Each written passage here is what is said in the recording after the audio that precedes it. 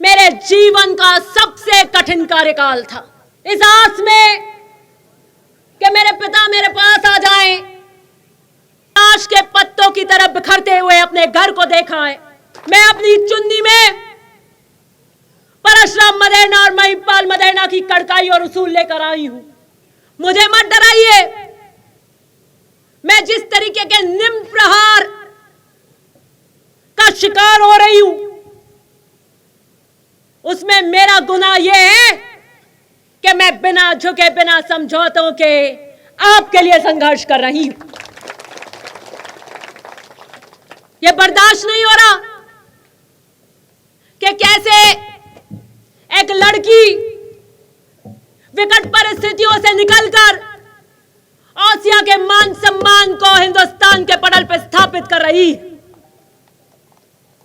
यह जला ना सुरक्षा के भाव और इन असुरक्षा के भावों के ये तीर मुझको नहीं, खुद की संस्कृति को छलनी कर रहे हैं। मुझ पे जितना प्रहार करोगे, जितनी अभद्र शब्द बोलोगे, जितने व्यक्तिगत आरोप लगाओगे, मैं उतनी सोने की तरह निखर कर निकलूंगी। मैं अंत में यही कहना चाहती हूं, करीब 10 बजने को है और रात की 10 बजे 6000 से ज्यादा की यह भीड़ जो आशीर्वाद के रूप में मुझे संबल दे रही है कि दिव्या खड़ी हो जाओ, महिपाल जी की जगह हम आपके पिता और भाई और ढाल बनकर आपके साथ खड़े हैं। 5 साल का यह कार्यकाल मेरे जीवन का सबसे कठिन कार्यकाल था।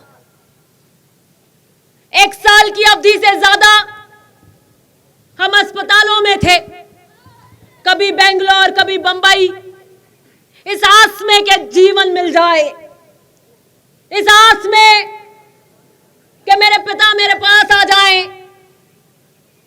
लेकिन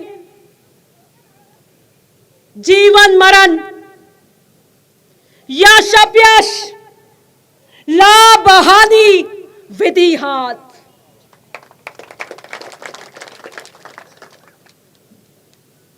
जन्म किसका कहां होगा, किस परिवार में होगा, किसकी मृत्यु कब आएगी, किसके लाभ होगा कब होगा, किसके घाटा कब होगा, कब यश आप पे मेहरबान होगा, कब ऐश्वर्य आएगा और कब अपयश आएगा, यह सब विधि के और कर्म के लेख हैं।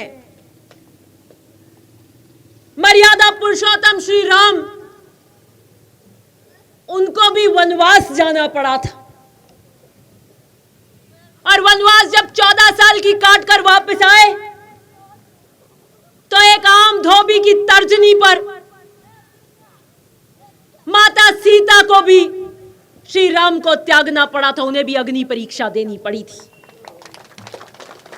माता सीता को भी उस कर्म के यश और अपयश के खेल में उस धोबी की तर्जनी पे राम को कहना पड़ा कि नहीं, मुझे उस आम व्यक्ति की आवाज तो सुननी पड़ेगी।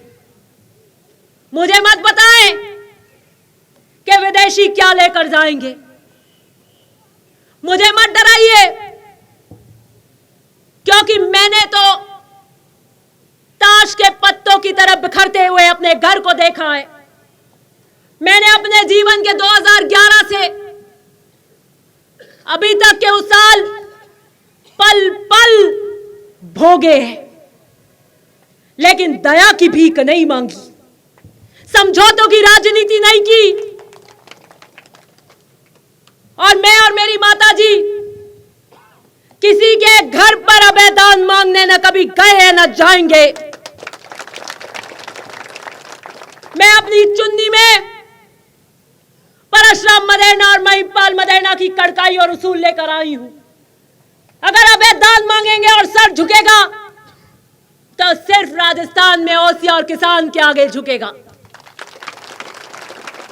वो सर ही क्या जो हर दर पर झुक जाए।